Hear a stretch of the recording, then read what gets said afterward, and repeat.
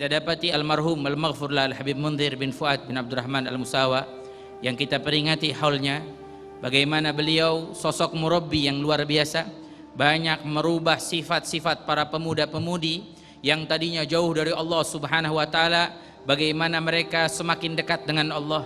Sering kita mendengarkan kisah-kisah luar biasa di dalam permulaan dakwah beliau, membuat majelis Rasulullah sallallahu alaihi wasallam yang dihadiri dalam beberapa orang saja.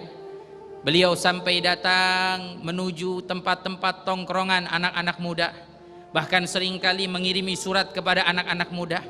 Apa yang diinginkan? Agar merubah sifat-sifat buruk menjadi sifat-sifat yang baik. Inilah ciri-ciri ulama murabbi. Inilah ciri-ciri para guru-guru murabbi yang harusnya dimiliki oleh orang-orang di zaman kita sekarang.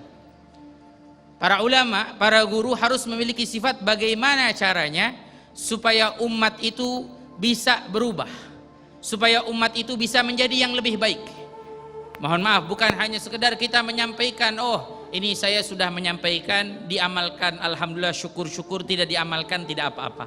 Ini ucapan berarti tidak memiliki usaha untuk orang-orang tersebut mau mengamalkannya.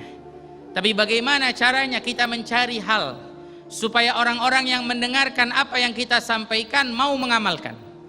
Terkadang bukan dengan hal yang kita sampaikan, tapi dengan rangkulan kita, dengan ajakan kita. Seringkali kita dapati dari kisah-kisah almarhum al-maghfurlah Al-Habib Mundhir mengajak para jamaahnya untuk hadir di pengajian. Bahkan beliau mengatakan, ketika ada orang mengatakan kepada beliau, saya tidak memiliki baju yang pantas untuk hadir di pengajian, beliau katakan hadir terlebih dahulu. Tidak perlu kita memperhatikan pakaian kita, hadir terlebih dahulu. Supaya apa? Supaya kita mengetuk hati kita. Ajakan seperti ini, rangkulan seperti ini yang menjadikan masuk ke dalam hati setiap umat. Inilah yang didapati daripada guru-guru murabbi. Supaya apa? Merubah keadaan yang tidak baik menjadi lebih baik. Maka sangat penting untuk kita memiliki guru mursyid, guru murabbi.